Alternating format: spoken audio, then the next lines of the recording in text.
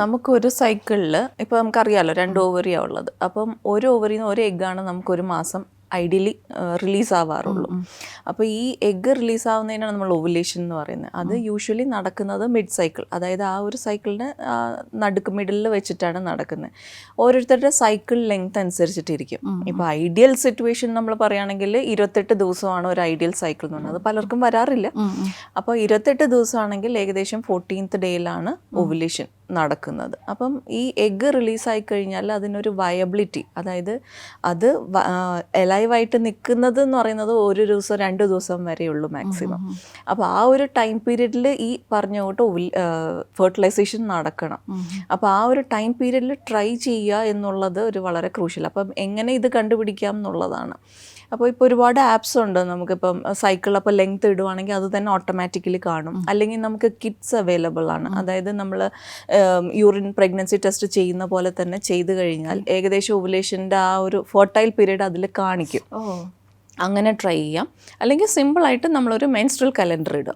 അപ്പോൾ ഈ menstrual calendar എന്ന് പറഞ്ഞു കഴിഞ്ഞാൽ ഓരോ മാസം നമുക്ക് പീരിയഡ് ആകുന്ന ആ ഡേറ്റ് കുറിച്ച് വയ്ക്കുക.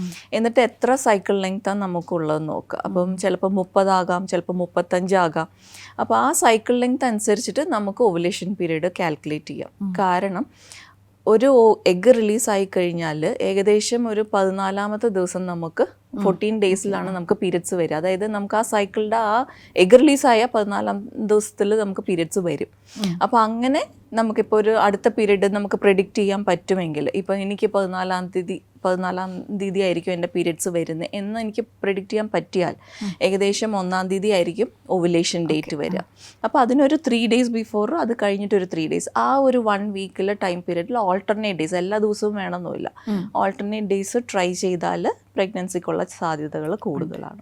റെഗുലർ പീരിയഡ്സ് ഉള്ള ആളാണെങ്കിൽ ഈ പറഞ്ഞ പോലെ ഇപ്പോൾ ഒരു 28 ഡേയ്സ് ഇല്ലെങ്കിൽ 35 ഡേയ്സിൻ്റെ ഉള്ളിലുള്ള ആളാണെങ്കിൽ എപ്പോഴും നമ്മൾ അഡ്വൈസ് സിമ്പിൾ ഇതായിട്ട് പറയുവാണെങ്കിൽ നമ്മൾ വിതൗട്ട് കിഡ്സ് ഒന്നും ഇല്ലാതെ നോക്കാൻ പറയുവാണെങ്കിൽ ഒരു മേ ബി ഒരു 10th or 11th day of the cycle തൊട്ട് ആ ഒരു നെക്സ്റ്റ് 10 ഡേയ്സ് ഇല്ലെങ്കിൽ നെക്സ്റ്റ് 1 വീക്ക് ഓൾട്ടർനേറ്റ് ഡേയ്സ് ആയിട്ട് ട്രൈ ചെയ്യാം. പക്ഷെ പലപ്പോഴും സൈക്കിൾസ് റെഗുലർ ആയിരിക്കില്ല. അങ്ങനത്തെ ആൾക്കാർക്കാണ് കൂടുതലും നമുക്ക് ഈ ഒരു എന്താ പറയുക, എപ്പോഴാണ് ആ ഒരു ഫെർട്ടൈൽ വിൻഡോ വരുന്നതെന്നുള്ളത് നമുക്ക് മനസ്സിലാക്കാൻ കുറച്ചും കൂടെ കൂടുതലും ബുദ്ധിമുട്ട് വരുന്നതാണ്. അങ്ങനത്തെ ആൾക്കാർക്കായിരിക്കും കുറച്ചും കൂടെ നമുക്ക് ഇത് സ്കാൻ ചെയ്ത് നോക്കി ഫോളിക്കിൾ ഗ്രോത്ത് ആവുന്നുണ്ടോ, എഗ് റിലീസ് എപ്പോഴാണ് ഏകദേശം ആവുന്നതെന്നുള്ളത് നമുക്ക് അറിയാൻ പറ്റുള്ളൂ.